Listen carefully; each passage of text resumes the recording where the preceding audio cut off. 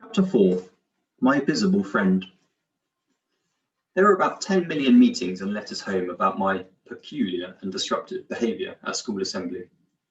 Mrs. Sass decided that the problem was I had poor social skills because I was an only child. He doesn't mix with the other children. He's an isolated figure on the playground. Wouldn't you be an isolated figure if people followed you round shouting, "Sir, sir," or "Wolverine," or yelling, "Hello up there," a million times a day? I mean, what did they want me to do? Shrink? Dad said, "You need to try and make some friends." I've got loads of friends. I've got 20 guild members just waiting to do my bidding. I'm talking about real life, not computers. I don't accept that distinction. That's exactly my point, said Dad. You need a friend who is visible to the naked eye. The point about World of Warcraft is that the other players don't know how tall or short or fat or thin you are. They accept you for what you are, namely, in my case, a highly skilled night elf with healing powers. This wasn't enough for Mum and Dad, so they sent me to the Little Stars drama group every Saturday morning. Lisa, the girl who ran it, didn't seem impressed with my poor social skills. She sucked her teeth and looked me up and down and said, "We're really a children's theatre group." "He's 12, said Dad. "What, mental age?" "No, physical age. And mental, I suppose. He's 12. Mentally, physically, emotionally, the lot. He's just a bit tall and stubbly." Oh, she looked like she didn't believe him. I showed her my passport. "He's a clever lad," said Dad. "He's gifted and talented." "He's not exactly a little star, is he?" said Lisa. "I suppose if we did the big friendly giant, he'd be perfect." So, she smiled, "Why don't we do that then?" So we did. Florida Kirby was already a fully paid up little star. Lisa gave her the part of the giant's little friend, Sophie. The Sophie in the play, Florida said, was named after Sophie Dahl, the supermodel. So when I play Sophie, I'm playing a young supermodel. Florida always has to be a celebrity. When Lisa made us do a role play in which we had to act like we'd seen a ghost, Florida saw the ghost of Britney Spears. When we had to pretend to be a dog, she was Madonna's dog. As we walked home through the Strand the first day, Florida kept practicing her lines on me. The lines were mostly things like, "You're huge," "Goodness, you're tall," or "You're proper gigantic." And she said them all in her best Little Stars loud and clear voice. I sat down on one of the benches by the water feature, just to be a little less tall for a while. "If we sit here," said Florida, "security will come and chase us. They hate kids hanging around this bench. They hate kids, really." But security didn't come and chase us. In fact, one of them walked past us and nodded at me. "What's going on?" said Florida. "They think," I explained, "that you're with me and that I'm your dad." "No, you're kidding." "Do they? Honest?" "Yes. But this is brilliant." And she was right. We could do anything. So we did. That Saturday and every Saturday from then on, we played on the lifts, messed about in the photo booth, went into Total Games and tried out all the new releases. We even went into News and Booze, which is strictly no unaccompanied children under any circumstances. Florida loved it in there because she could browse through all the celebrity magazines while I bought a newspaper to make myself look more dadly. Sometimes she used to give me £1 before we went inside so I could buy her a chocolate. I said, "Buy your own chocolate." Girls do not buy their own chocolate when they're out with their dads. Dads buy it for them. She even tried to get me to buy her cigarettes. Dads don't buy their children cigarettes. My actual dad would. He'd do anything for me. He's going to buy me a pony. Ask your actual dad then. Once I went in there without her, and the woman behind the counter said, "Where's your little princess today then?" How much did Florida love that when I told her? Princess is brilliant. You have to call me Princess. I don't think so. Why not? My dad calls me Princess all the time. We'll talk about this another time, I said. Whoa, you really sounded like a dad when you said that. Thanks. Another time, she brought her little sister Ibiza with her. "Oh, another one," said the woman in News and Booze. "I didn't know you had two. I hope you don't mind me saying this, but it's lovely to see a young dad spending time with his girls the way you do." and they're both a credit to you. Aren't you lucky girls to have such a good dad? And she gave them a chomp bar each. It was a golden time, and maybe we should have stopped there. But if you play a lot of games, then the moment you get good at something, that feels like level 1. You start itching to level up. One day, Lisa had to finish early because her dad was ill.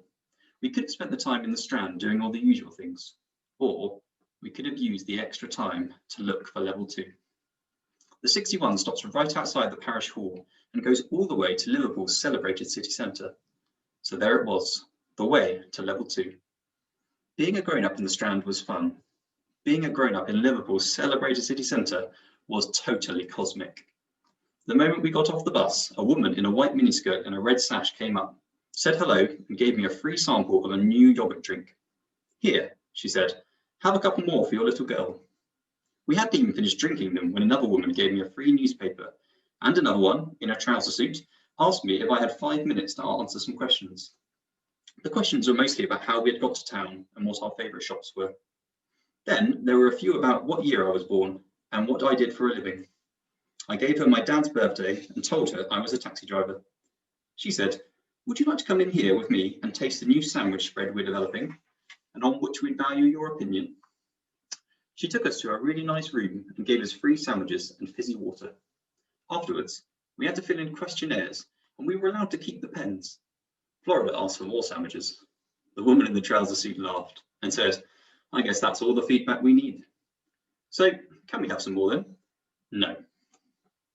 Which is how we ended up near the world-famous waterfront, looking in the window of the Porsche showroom. Florida said, that would be going too far, wouldn't it? Let's find out. I was getting that crispy New World feeling again. It was my first time in a car showroom. I'd never seen a car on a carpet before. It was like being in the living room of the posh car family.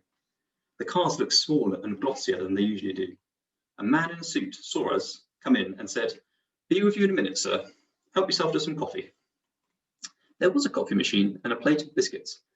Disappointingly, mostly plain digestives. Florida nabbed the only bourbon. Then she walked around dropping crumbs on their carpet. There was one really nice, sleek-looking car. Florida said, take a picture of me with your mobile. Why? That's what dads do. So she leaned on the bonnet and smiled while I took a picture. Straight away, the man in the suit was standing next to us. I admire your taste, he said. Florida said, this is the Boxster. Wayne Rooney's got 2 like this, in red. He has indeed, said the man in the suit, and he bought them both here. You're a very well-informed little girl. Then he asked me how old she was. I said, she's 11. Then I thought I should say something grown up, so I said, I'm not sure about this colour. There's a red one like Wayne's over here. Come and have a look. So I did. I've got to agree with you. A car like this was born to be red. It was nice of him to agree with me, even though I don't remember saying that. She costs a bit. I know. The price was written on the windscreen. It took up most of the windscreen, but she's worth it. Yeah. Oh, yeah. Are you looking to buy or just looking? Yes. I know what I should have said, but to buy sounded older. Would you be bringing your old car in part exchange? No. I like my old car. I'll probably keep my old car. It's a good car. I know the score. The other one's a family car. That's for when you're being a proper grown-up dad. This is for when you're playing racing cars. Isn't that right? He winked at Florida. Men, hey? We never grow up, do we? He definitely hasn't, said Florida. Well, said the man in the suit, let's pretend we have grown up, just for a minute. What's your income? I'm not sure. Varies, really. You're right. You are so right. I'm too nosy. I mean, you haven't even said you want her yet, have you? No, I haven't. I'm always giving it the hard sell. A car like this, you should just let it sell itself. That's when Florida said, can we sit in it then? He looked at her for a second, and she said, please. Go on then. We both got in. She whispered, you should have told me to say please. You did say please. Yeah, but you should have told me before I got the chance. That's more dad-like. Okay. The man in the suit looked in, winked at Florida and said, "Comfy?" "Yeah," said Florida. I said, "Yeah, what?" "Yeah, thanks." And then the man handed me the keys. "Go on," he said. "You know you're dying to. Just nudge her out onto the forecourt. See how she handles." Before I could say anything, he was asking the other salesman to move the other cars out of the way and open the big doors so I could take the car outside. "I'll need to push the seat back a bit for you. You're a big lad, aren't you?" I could have said, "Yes, I am a big lad, but that doesn't mean I'm old." I didn't say that. I said, "Thanks," and added mate. Have you got your license on you, Mr. Digby?" No, I haven't. I tried not to sound too happy about this. "That's all right, Mr. Digby. I trust you. Thousands wouldn't." He crouched down next to me and gave me a guided tour of the dashboard. "There's your MP3 player, your ergonomic seat thing, your sat-nav, in case you actually want to go somewhere." I had a thought. "I've got Draxworld on my phone. Can I hook that up to the sat-nav?" He was impressed. He said, "Not sure. Give it a go." I got Draxworld up on my phone and chose a Waterloo. "Waterloo?" said the man. "No, this doesn't work. Waterloo's about 15 minutes from here. This is showing a journey time of 3 days." "Actually," I said, "that's Waterloo in Sierra Leone, Africa." He looked at me like I was talking pure poetry. "Wow," he said, "Africa? And it's in your favourites. What would you do? Shoot down through France? Over the Pyrenees?" He was gone, imagining the whole journey in his head, the rivers, the mountains, the ferries, the desert. "Mr. Digby," he said, "you deserve this car. If I could, I'd give it to you." So I turned the key in the ignition. The car made a sound like a cat purring. The man stepped aside and pointed to the bonnet. "Engineering perfection," he smiled. It is at the moment, I thought, but in 5 minutes' time, it might well be a load of scrap metal. The thing about level 2, of course, is that it has new and unexpected dangers, so you stand a much better chance of being killed. I looked down at the pedals. I knew one of them was the accelerator.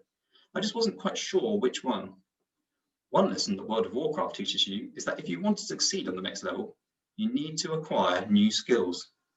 Don't level up until you've skilled up. Sadly, this was a lesson I had forgotten. I was pretty sure, though, that the accelerator was the one in the middle. I had my foot on it when the door on the passenger side opened and a very familiar voice said, "You, out, now, come on." I probably didn't mention this at the time, Dad, but on balance, I was pleased to see you. When I climbed out, you were shouting at the man in the suit, telling him that I could have been killed and asking him why they don't check ages. "How was I supposed to know?" wailed the man. "By checking his license." Good point, Dad.